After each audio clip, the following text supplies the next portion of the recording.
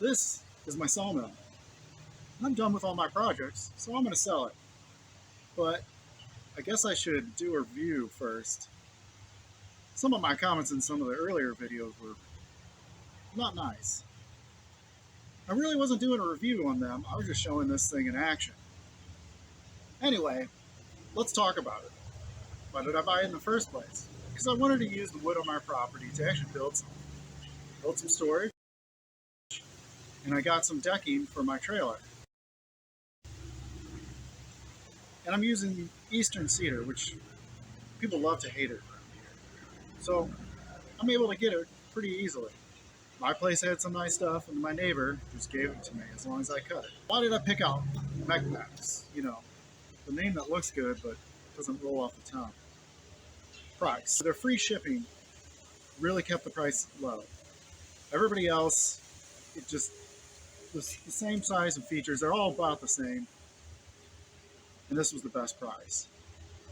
But they kind of worried me at first. The company just came about, and they looked like one of those fake pop-up scams, like, hey, here's the product that you've been looking for, slap a name on it, now buy it. And I looked into it, but they had multiple products going on at the same time, and I got this one. And so I'm going to talk about the bad and, well, the good. In general, there's no point of really going over the good because it did its job, it worked. The bad is only just to point some deficiencies that they could fix, or maybe if you get this, to watch out for. The first one, it was actually very embarrassing. I was doing some work for a customer, cutting Osage orange, and that's very hard. The manifold studs broke off in the middle of that. All I had to do was tap this out. There's no point in going to the company and telling them about this when I can just fix it on my own. It's not worth the time and effort back and forth. Second off, this is the mechanism that raises and lowers the whole thing. That was not greased. You can see in some of my earlier videos, well, I should say here, the sound. This is like an Acme thread, and it's bone dry. I took this out, packed a little grease in there, works great. The scales they have, this is true 1 inch, 3/4 scale, 9/8, so basically 1 inch, centimeters. This is all right. I'd want a better scale because I'm using, 1.5 inch probably. What I intended to do was just zero this out to a close inch, bring it down 1.5 inches plus the curve, and that's how I use this. But I would definitely go for the magnetic scales. And lastly, the bad, or just, what it's lacking is brushes. I had to put these on myself, simple glued on magnets, so these can stick wherever they want. What happens is the sawdust and sap gets stuck on the belt and tends to toss itself on the blade and makes for a very dirty cut. You can see here, the brush helps a lot. One of the last things that was kind of a problem was, yes, they wanted to go with the cheaper shipper. That's fine, but that shipper didn't tell me when this was going to be dropped off. So I just had to wait till a straight truck showed up in my backyard.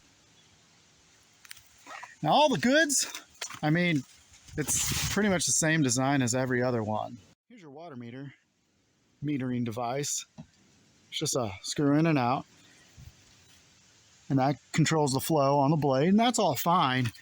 Except it would be nice to have a valve on and off here. I just tend to leave it on because it's not using much water. Who cares? It's just water and a little soap. For its size and horsepower, it's got a beefy setup, beefy frame. I haven't had any problems with that. The coating, or the metal treatment, it's a heavy zinc plating. It's very nice. All this stuff is all stuff that's getting scratched up and used, and like the track surface, the plating is coming off naturally, but it's almost a year later and it's not rusting. So that's a good thing. I bought it for its price. It worked just fine because it had similar features to everything else. Little quirks here and there, but it worked. And it was worth it. The company actually turned out to be even better than when I originally saw it. Their website developed more. They have more products, some of which I wouldn't mind getting. And they actually have all the consumables you need, which are your wear items. And they sell them in packages. And that's pretty nice. I myself do look for my own parts anyway, but it's nice to have something that you know is going to be backup. But your biggest consumable, the blade, is a super common type. It's the 144 inch, 144 inch. Everybody has that. I can help you decide on what one you should buy, because there's a few out there that are using half the size engine as this one, and then there's of course a bigger one. It's really what you're going to cut. Honestly, I was just doing the cedar. I probably could have went with the half size one. This one worked out really well. One feature I said that you might not want to cheap out on is electric starter. I only say that because if you're doing a lot of starting and stopping in between cuts, which if you're trying to calculate what boards you need in between, it's kind of nice to start and stop it instead of just leaving it run and keeping your ears on. But that's up to you. I myself, I'm fine with this. It's not worth me upgrading. One suggestion, don't cheap out like me. I went with a bunch of individual bunks, 6x6s to lay on because, well, I could make my own with the extent and then add that to extension. But honestly, spending about $150 to get two big lengths, two 6x6, would have been a lot easier to level this sucker out. Here's all that beautiful cedar decking I made for my trailer.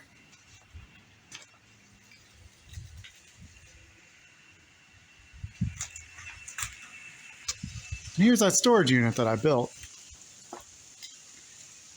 Now, feel free to ask me any questions below.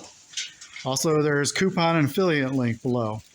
If you want to see the Sawmill in action, all you got to do is go to my channel. I have a playlist just for the Sawmill.